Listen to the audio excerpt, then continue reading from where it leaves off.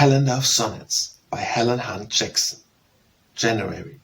O winter, frozen pulse and heart of fire, what loss is wears who from the kingdom turn, dismayed, and think the snow of sculptured urn of death, far sooner midsummer tire, the streams than under ice. June could not hire the roses to forgo the strength they learn, and sleeping on the breast. No fires can burn the brightest though those lay where men desire in vain to build, O heart, when love's sun goes to northward, and the sounds of singing cheese keep warm by inner fires and rest in peace. Sleep on content, as sleeps the patient rose. Walk boldly on the white untrodden snows. The winter is the winter's own release. February. Still lie the sheltering snows, undimmed and white, and reigns the winter's pregnant silence still. No sign of spring, save that the catkins fill, and willow steams grow deadly red and bright. These are the days when ancient hailed the right of expiation for the old year's ill, and prayer to defy the new year's will. Fit days, ere yet the spring rains blur the sight, ere yet the bounding blood grows hot with haste, and dreaming thoughts grow heavy with greed, the ardent summer's joy to have and taste. Fit days to give the last year's losses heed, to reckon clear the new life's sterner need. Fit days for feast of expiation placed. March.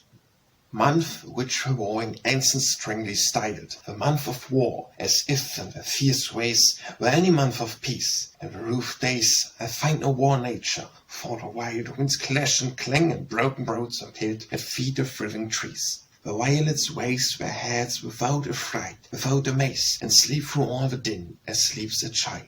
And he who watches well may discern sweet expectations in each living thing. Like pregnant mother the sweet earth doth yearn, and secret joy makes ready for the spring, and hidden, scarked in the breast doth bear, and chastened lilies for the year. April. No days, such honored days as these, when yet fair Aphrodite name, and seeking white for some fair thing which should forever bide on earth, a beauteous memory to set, in fitting frame that no age could forget. A name in lovely April's name did hide, and leave it where eternal light to all the fairest flowers spring did beget. And when fair Aphrodite passed from earth, her shrines forgotten, and the feasts of mirth, a holier symbol still in seal and sign, sweet April took of kingdom most divine, when Christ ascended in the time of birth of spring animals in Palestine. May. O month when they who laugh most laugh and weep. I want to go to worlds where May is not, and seek to tell the memories he had brought from earth and we what were most fitly said.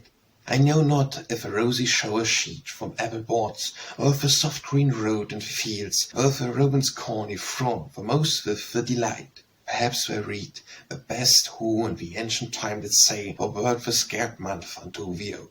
No blossom blooms upon the brightest day, no subtle sweetest memories which enfold in aged hearts which in the sunshine lie, to sun themselves once more before they die. June.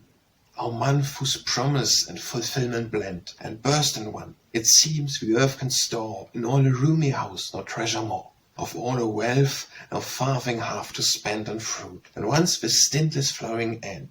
And yet no tiniest flower shall fall before it half made ready at its hidden core, its tithe of seed, which we may count and tend till harvest. Joy of blossomed love, for we seems it no fair thing can yet have birth. No room is left for deeper ecstasy. Watch well if seeds grow strong to scatter free, germs for the future summer on the earth. A joy which is but joy soon comes to dearth. July.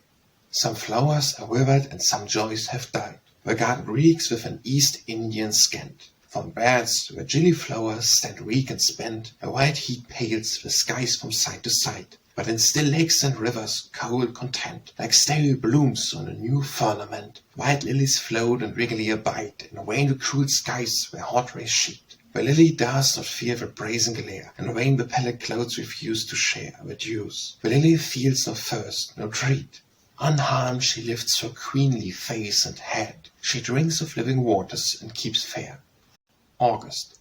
Silence again, the glorious symphony half need of pause and interval of peace. Some subtle signal bites all sweet sounds cheese, some hum of insects' aimless industry. Pathetic summer seeks by blazonry of color to conceal a sweet decrease. We accept the future, each mocking day to fleece a blossom and lay bare her poverty. Poor middle-aged summer, vain will show, whole fields of golden root cannot offset one meadow with signal violet, and well the singing thrush and lily know, spite of all artifice which I regret, can deck in splendid joys where time to go. September, O golden month, how high the gold is heaped! The yellow birch leaves shine like bright coins strung on wands. The chestnut's yellow pennons tuft to every wind its harvest challenge. Steeped in yellow still lie fields where wheat was reaped, and yellow still the corn sheaves staged among the yellow groans which from the earth have wrung her utmost gold. To highest boards have ripped the purple grape, last thing to ripen, laid by very reason of its precious cost. O heart, remember, vintages are lost, if grapes do not for freezing night dews wait. Think while thou sunnest thyself in joy's estate, mayhap thou canst not ripen without frost. October, the month of carnival of all the year, when nature lets the wild earth go its way, and spend whole seasons on a single day.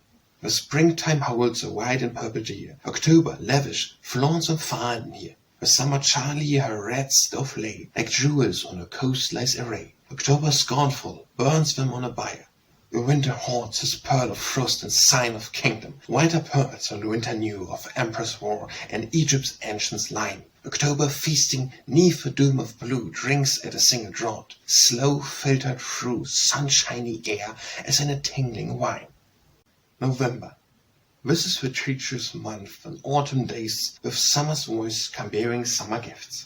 Beguile the pale dawn trodden Easter lifts ahead and blooms again.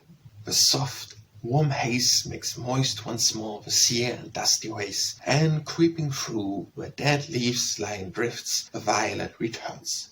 Snow noiseless swifts a night and icy shroud, which morning's rays while idle shine upon and slowly melt, too late to bite the violet live again. The tree at last too late is plain. There are the places where the sweet flowers tread. What joy sufficient half November felt, what profit from the violet's day of pain? December. The lakes of ice gleam bluer than the lakes of water neath a summer sunshine gleamed. Far fairer when the placelet streamed.